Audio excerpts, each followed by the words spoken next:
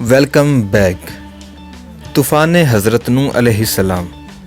तौरात और इंजील के स्कॉलर्स के मुताबिक तूफ़ान नूह के वक्त हज़रत नूह अलैहिस्सलाम की उम्र 600 साल थी और इस्लामिक स्कॉलर्स के मुताबिक भी उनकी उम्र 600 साल ही थी, जैसा कि तारीख़ इब्न खल्दून में लिखा गया है।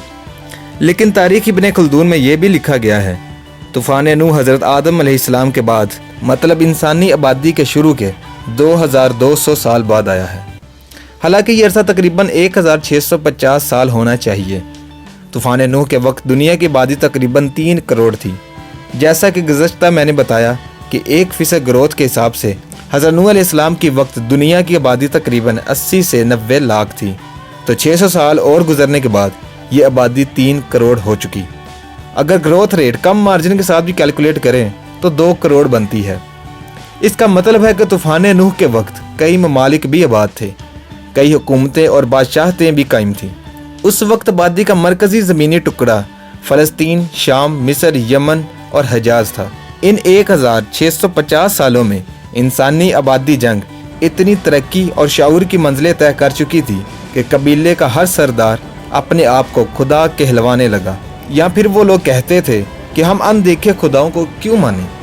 कुफ्र और शिर्क सिलसिला बढ़ता चला गया।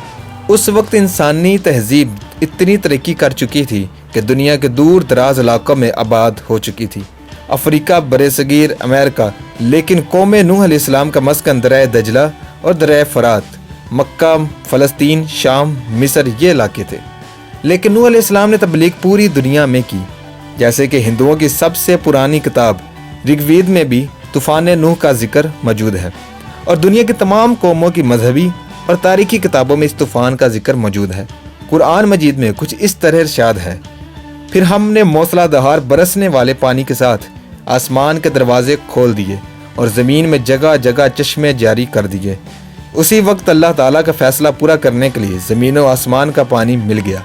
और कुछ मुफक्कर कहते हैं कि तूफ़ान नूह का पानी एक कहकशां से आया और अल्लाह ने आसमान के दरवाजे खोल दिए, और इस पर एक ज़ईफ़ हदीस की तरफ भी इशारा करते हैं।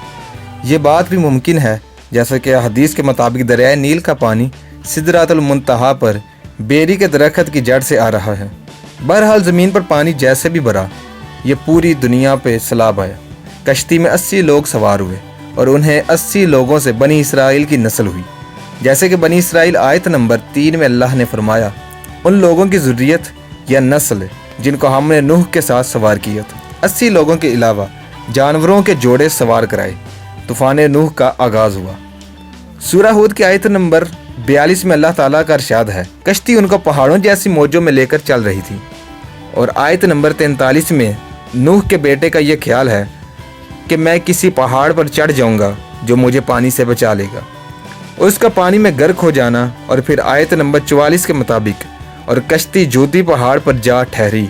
तुर्की, अमीनिया और ईरान की सरहद के साथ पहाड़ों का एक सिलसिला कोहिस्तान, उसना एक हिस्सा जूदी और दूसरा अरारात है। जूदी पहाड़ की ऊंचाई 2089 मीटर है, यानी 6854 फीट। इस तरह तूफ़ान के पानी की बुलंदी 2089 मीटर से कुछ ज़्यादा ही रही होगी, तभी तो नूह की इतनी बड़ी कश्ती जूदी की चोटी पर तैरते हुए पहुंच सकी और तूफ़ान के थमने के बाद उस चोटी पर ठहरी रही। नूह अलैहिस्सलाम के मरकज़ यानी मौजूदा कूफा के मकाम से जूदी का फासला तकरीबन 600 किलोमीटर है।